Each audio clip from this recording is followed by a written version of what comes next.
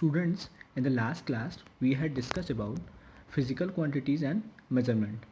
So, before we start our next lecture, just start from quick revision. A physical quantity is a quantity that can be measured and consists of numerical magnitude. Okay, physical quantities can be classified in base quantity and derived quantity.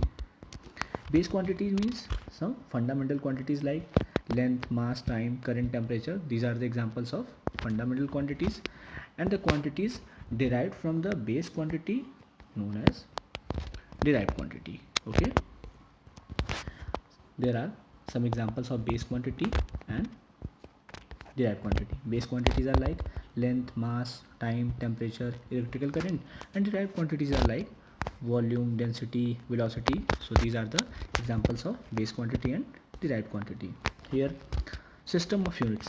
There are different systems of unit like FPS system, CGS system, MKS system.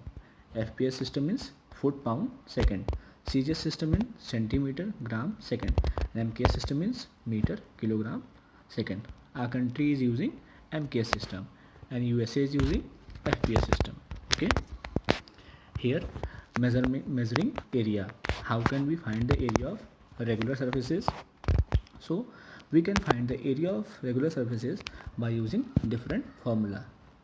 So before we start, just try to understand definition of area. The space occupied by two-dimensional figure is called area. And here, area of square, side into side, area of rectangle, length into breadth, area of triangle, 1 by 2, base into height, and here area of circle, pi r square. Okay. Measuring area of irregular surface. So by using this activity, we can find area of irregular surfaces. Place the irregular object on the graph paper and marks it outlined with the marker. Okay. It encloses some complete and incomplete square boxes. So ignore the square that are less than the half and count the total number of complete and incomplete square boxes. So when you will count 6 plus 8, you will get 14. 14 into 1 centimeter square. 1 centimeter square because area of each square box is equal to 1 centimeter square. So you will get 14 centimeter square. So by using this method, you can find area of irregular surfaces. So today we shall start how can we find the volume of regular object as well as irregular object. So in the next slide we will see about volume of regular and irregular object. Measuring volume. The amount of space occupied by a three-dimensional object is called its volume. For example, we say that a table tennis ball is smaller than a cricket ball. A table tennis ball is smaller than a cricket ball. This is because the cricket ball occupies more space in comparison to a tennis ball. Similarly, a football is bigger than the cricket ball. A football is bigger than the cricket ball because football occupies more space in comparison to cricket ball. To find the volume of a three-dimensional object, we calculate the product of its length, breadth and height, since the SI unit meter cube. Liter is the most commonly used unit of volume which is used to express its volume of liquid. Liter can be also written as capital L.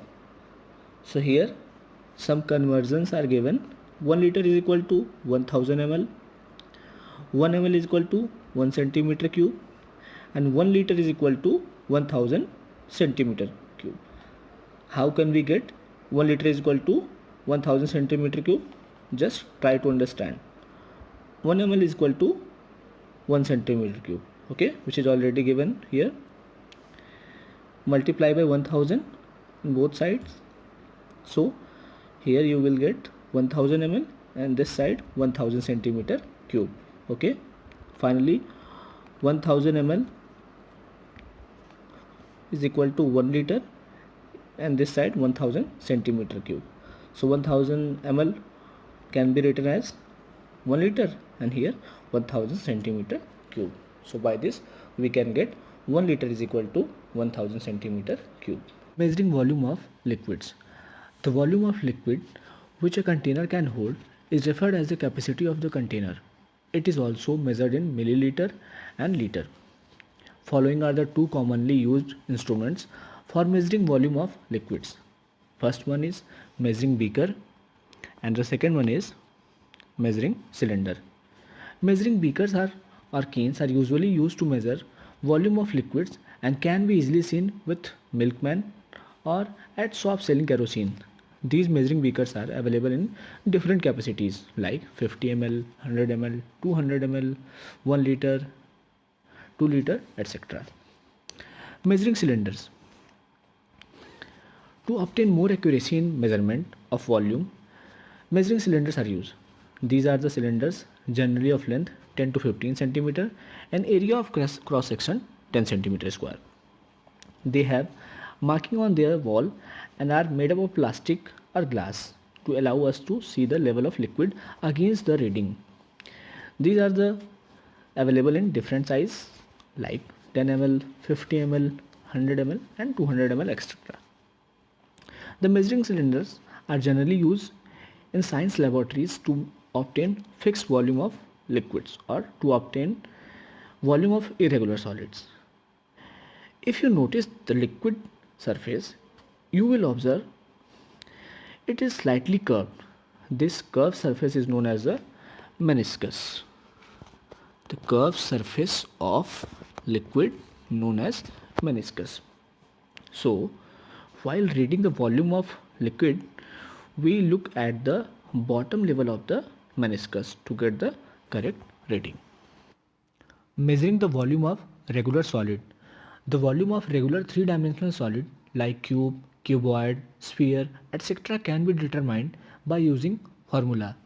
So here we have different three-dimensional objects like cube, cuboid, sphere and cylinder. So by using different formula we can find volume of these three-dimensional object. So we shall start from the first one, cube. This is the side of cube. So volume of cube is equal to side into side into side, mean side cube. Next one, volume of cuboid.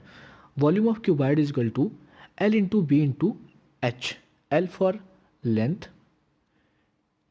B for breadth and H for height. Next, sphere.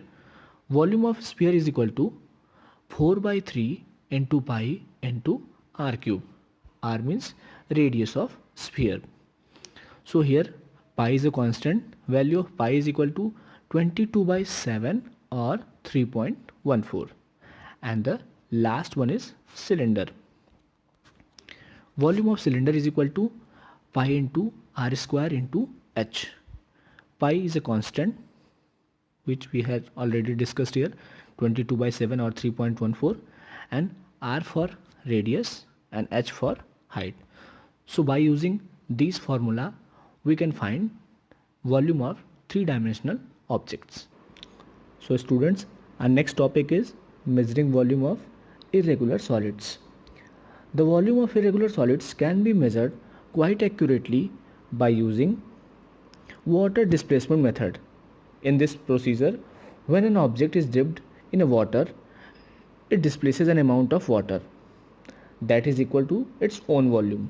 This is the reason why on dipping an object in water, the level of water rises.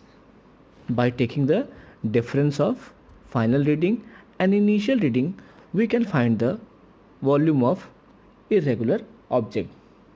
So let us understand this. We'll perform an activity. Okay? Activity.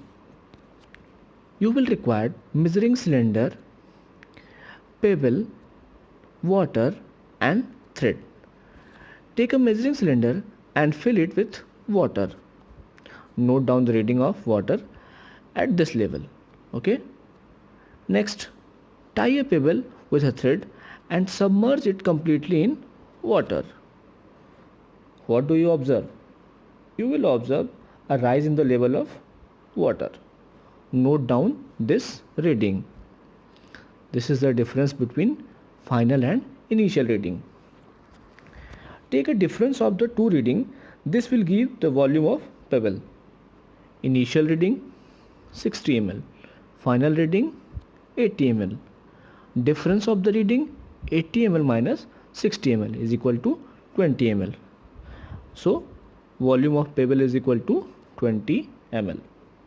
So by using this method we can find any irregular object volume. Okay.